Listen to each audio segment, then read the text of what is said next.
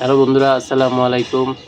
আজকে ৩টা বই নিয়ে কথা বলবো। তো ৩টা বইয়ের মধ্যে একটা হচ্ছে প্রেতাত্মার তাণ্ডব, আর একটা হচ্ছে গোয়েন্দা বই, আর একটা কোন ক্যাটাগরির পড়া আমি জানি না। তবে আমার এই রিভিউগুলো মনে হয় নেগেটিভ হতে যাচ্ছে, কারণ এই যে কিশোর হরর, এটা একটু ভালো লেগেছে, কারণ এটা বিদেশি লেখক, 10জন লেখকের অনুবাদ করেছেন আবু তানজিম। তো বিদেশি 10জন লেখকের কিশোর হরর গল্প, আর এটার যে প্যাটার্নটা সেটার মধ্যে দেখা গেল কি 7 থেকে 8টা গল্পের প্যাটার্ন একই রকম লেগেছে এবং অ্যাভারেজ মনে হয়েছে।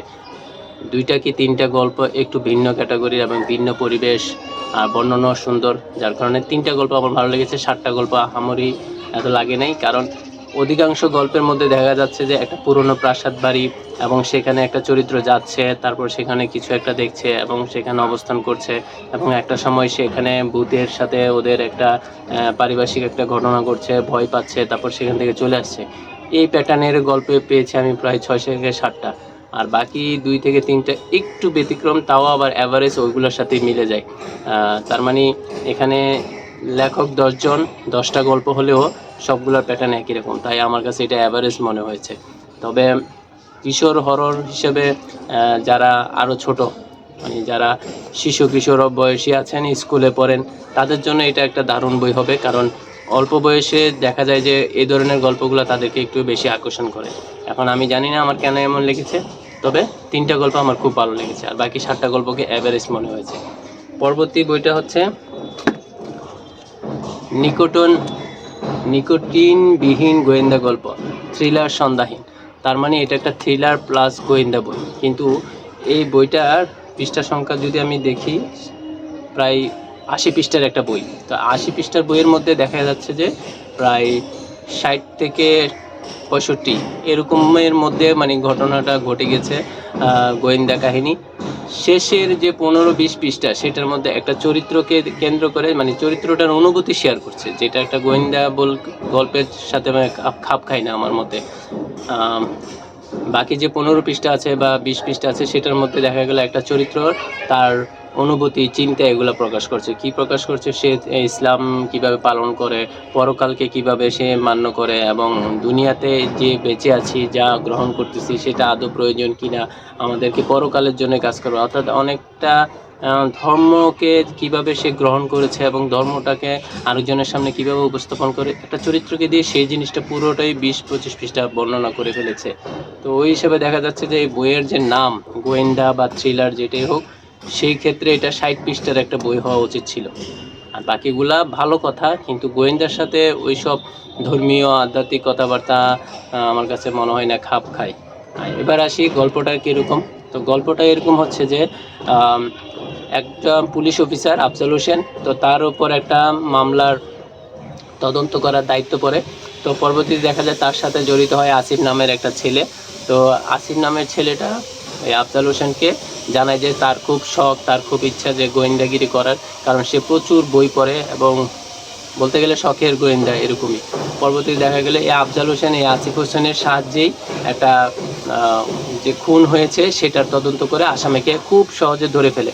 তো এটা একদম মোটামুটি গোয়েন্দা গল্প, থ্রিলার গল্প সব হিসেবে খাপে খাপ মানিয়ে গিয়েছে। কিন্তু এই আসিফ হোসেনকে পরবর্তী দেখা গেল যে আফজাল হোসেন এবং আসিফ হোসেন দুইজনে একত্রিত হয়ে যেভাবে ঘটনাটাকে সমাধান করেছেন, এরপরে দেখা যায় যে আফজাল হোসেনের স্ত্রী এবং আরেকজন অফিসারের স্ত্রী উভয়কেই কিছু লোক রেপ করে, তারপরে তারা পরবর্তীতে দেখা গেল যে মেরেই ফেলে।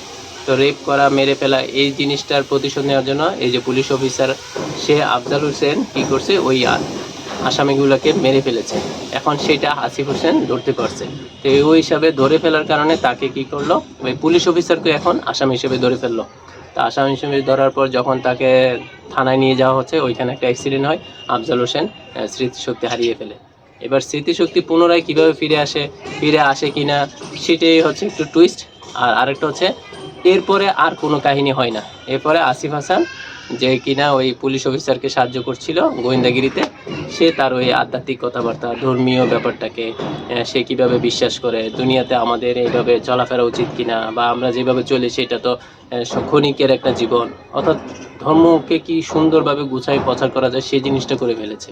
তো গোয়েন্দার সাথে ধর্ম প্রচার এটা আসলে খাপ খায় নাই, কিন্তু গোয়েন্দা গল্প হিসেবে 60 পৃষ্ঠা পর্যন্ত দারুণ ছিল। এই জন্য আমার আজকের যে বইগুলো রিভিউ দিচ্ছে সেগুলো আমার কাছে অ্যাভারেজ মনে হচ্ছে।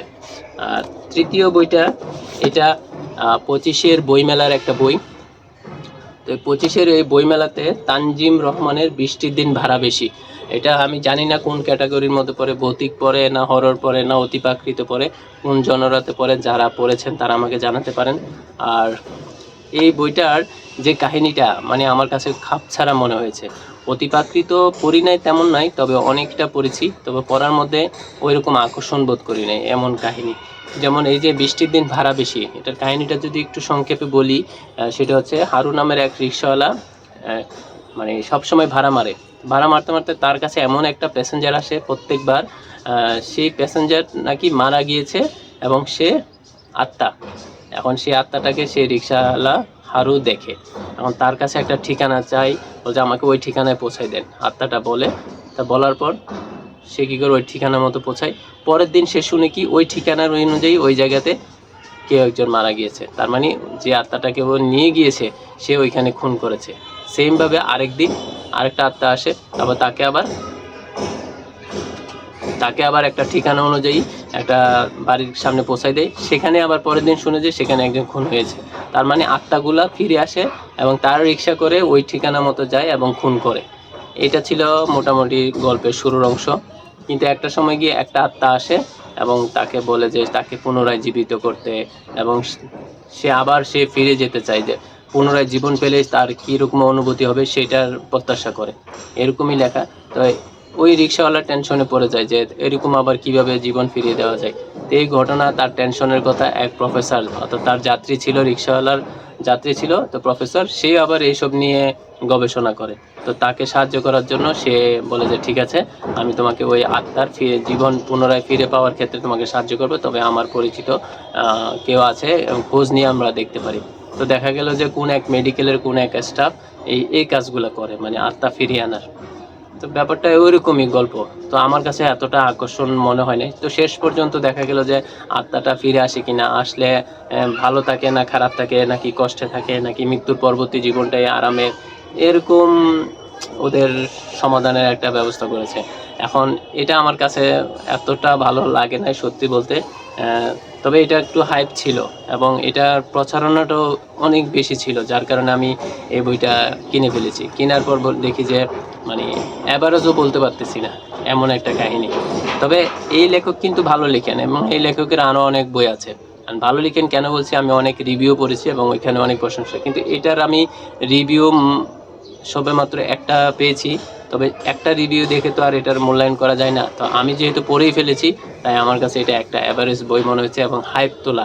অর্থাৎ বইমেলাতে কিছু বই থাকে যে বেশি প্রচারিত হয়, পরবর্তী দেখা যায় যে বইটা কিনে বইটা পড়ে সময় এবং টাকা ওয়েস্ট মনে হয়, কিন্তু আমার টাকা সময়ের চাইতে বড় কথা হচ্ছে এটা বেশি হাইপ করে ফেলেছে, যার কারণে প্রত্যাশাটা বেশি ছিল, এই জন্য ওই অনুযায়ী এটার কাহিনীটা পাইনি। তা আজকে ছিল এই 3 বইয়ের রিভিউ, এখানে শেষ করলাম। দেখা হবে নতুন কোনো ভিডিওতে। আল্লাহ হাফেজ।